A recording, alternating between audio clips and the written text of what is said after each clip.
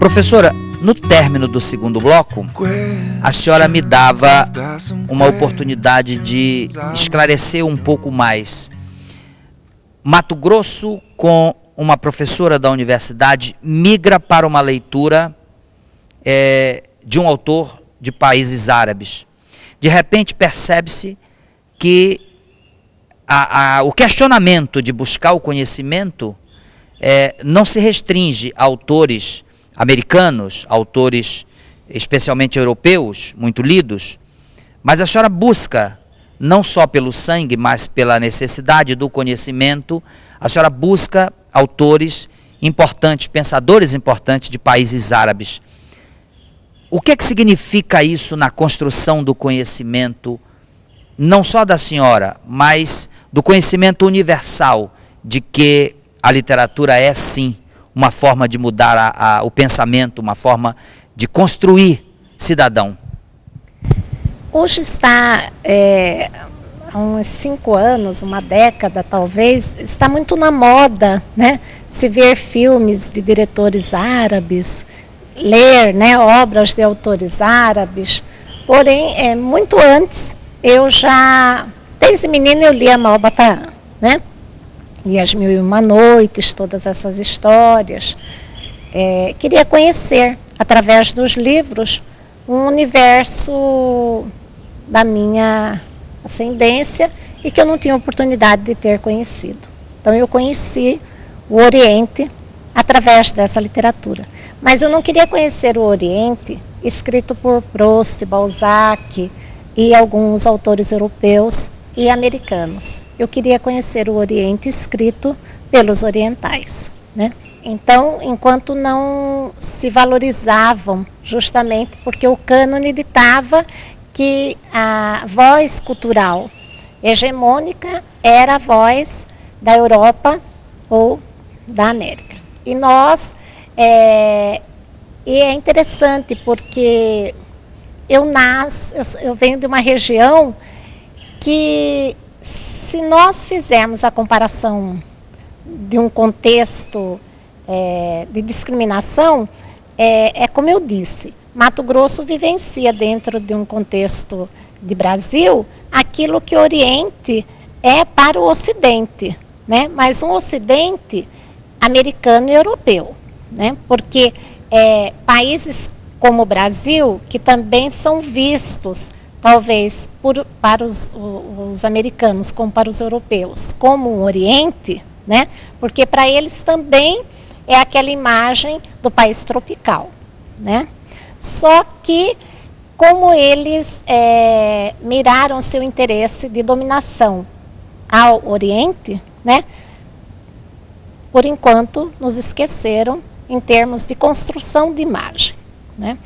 Então, eu faço muito essa leitura da crítica escrita pelos orientais, né, no caso que eu citei o Edward Said, porque é interessante porque ele é um palestino, né, que migrou para os Estados Unidos. Então ele conheceu, ele tem uma metade árabe e uma metade ocidental. E é mais ou menos assim como a minha história, né? Alguém que sai de Mato Grosso, né? Então tem um lado de Mato Grosso, um lado árabe, né? E tem um lado dos grandes centros, que são as universidades que eu me formei. Porque eu me formei nas universidades dos grandes centros, que ditam aquilo que é considerado escrita de boa qualidade para os pequenos centros, que eles chamam de periferia, né? Então, exatamente, eu posso entender perfeitamente bem a filosofia, né, escrita pelo Said, porque é uma história que eu também vivi. Se eu fosse escrever uma história de cânone versus não cânone, seria exatamente essa história que ele escreveu, né? Então, por isso que eu disse, eu sou uma discípula do Said, porque eu pude compreender exatamente tudo que ele escreve nos seus livros, né? e pude compreender todo o sentimento que estava na alma dele também, porque parte da minha história só mudamos a geografia, né? Mas o sentimento foi muito semelhante. Machado de Assis em Mato Grosso, a senhora simplesmente devolve para os grandes centros a defesa de Machado de Assis como uma parte do território nacional, um Machado que é universal. E de repente esse Machado não fica reconhecido rapidamente. E a senhora diz, não, mas espera aí, Machado de Assis também é Mato Grosso, também é Brasil, também é o mundo.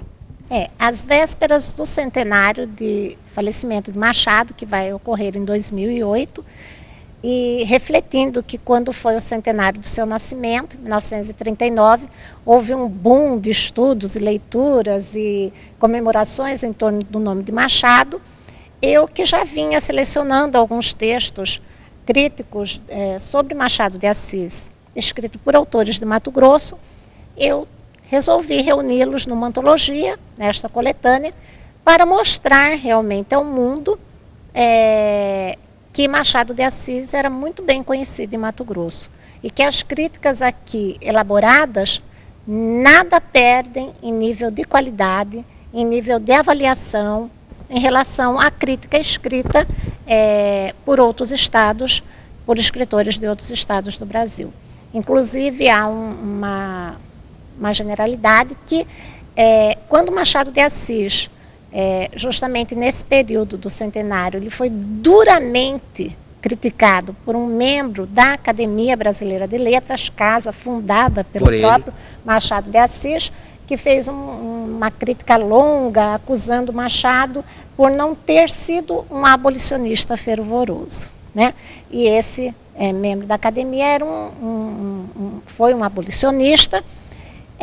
Surgiu de Mato Grosso a resposta em defesa de Machado, né? Então o professor Cesário Neto, ele escreve um longo texto maravilhoso, né, mostrando que Machado estava acima do seu tempo e acima da questão da libertação da escravatura, porque a preocupação de Machado não era com a libertação da cor, mas com a libertação da alma, né? Então é um texto que todo professor universitário, todo leitor de Machado de Assis precisa conhecer, né?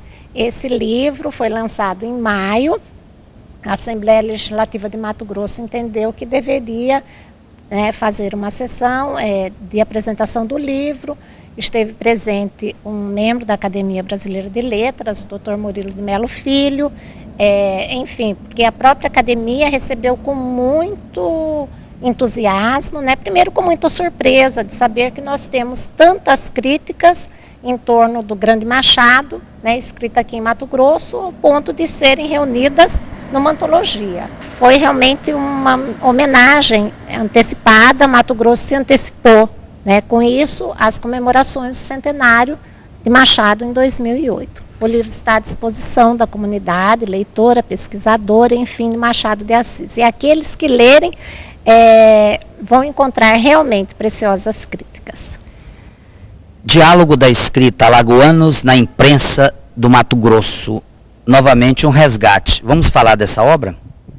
Vamos falar. Todas, então, como você pode perceber, estão todas dentro desse universo de recuperação da nossa escrita literária, né? De valorização da nossa escrita literária, de apresentação dessa escrita para outras geografias, além do próprio estado de Mato Grosso.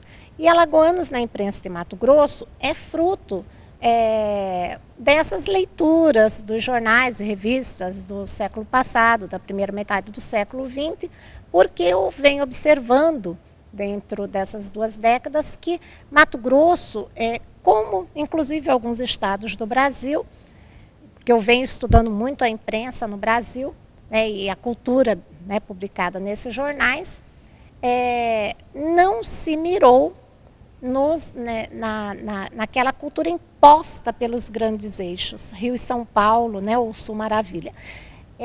Eu uso o termo que era usado na época, né, no século XIX, primeira metade do século XX. E que Mato Grosso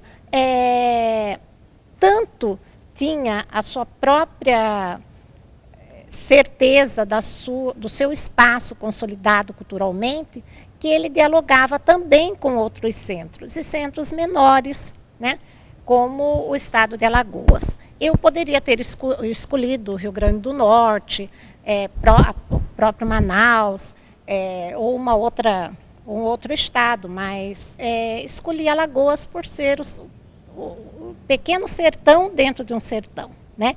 Então eu quis mostrar, primeiro, o diálogo que se estabelecia entre Mato Grosso com outros estados, outras regiões também periféricas, um abraço cultural irmão, fraterno, né? E também mostrar que Mato Grosso não se preocupava em copiar o modelo daquilo que os jornais, os grandes jornais do Brasil publicavam. Não, ele buscou, tinha a sua independência, né? A nossa cultura era totalmente independente. Não vivíamos reimplantando modelos nem só da corte brasileira no século XIX e nem da imprensa, da grande imprensa do século XX. Esse livro vem mostrar e acabou por recuperar uma parte da história da literatura alagoana, né, que nem o próprio estado de Alagoas tinha conhecimento desses autores. Pois é, rodapé das miscelâneas. A senhora sempre está em volta com os resgates. Vamos falar um pouco dessa obra? Resultado da minha tese de doutorado, que também se insere dentro desse projeto de recuperação da nossa escrita literária dentro do nosso universo jornalístico. Porque a imprensa, na conclusão desse projeto todo, e aqui eu vou recuperar a parte do romance folhetim, né? Mas, enfim, o projeto todo, ele acaba por mostrar, né, que, além de termos essa riqueza literária no nosso estado, a imprensa escrita, né, os periódicos, salvaram a nossa escrita do esquecimento, a nossa cultura do esquecimento. E isso não só em termos de Mato Grosso, como em termos de Brasil, né? Numa época que era tão difícil se publicar uma obra, no século XIX, os nossos romancistas publicavam as suas produções em capítulos no rodapé dos jornais. E esse livro, Rodapé das Miscelâneas, trabalha justamente com aquela parte do res do chussi do jornal, né, o rodapé. E vem mostrar toda a produção, não só dos nossos autores matogrossenses, mas do Rio, né, porque eu quis fazer o trabalho comparado entre o folhetim dos jornais de Mato Grosso com os folhetins da imprensa carioca, que trouxe o modelo da matriz francesa, que inaugurou essa fórmula jornalística para capitanear, né, assinaturas de jornal, porque o romance folhetim surgiu com essa finalidade, e na imprensa francesa do século XIX. Então eu trabalhei com alguns jornais da França, o La Presse, Le Siècle, e trabalhei com a coleção do Jornal do Comércio e da Gazeta de Notícias do Rio de Janeiro, para mostrar como foi esse movimento, né, jornalístico em 3 geografias, e como que Mato Grosso movimentou, né, esse gênero dentro de uma outra geografia.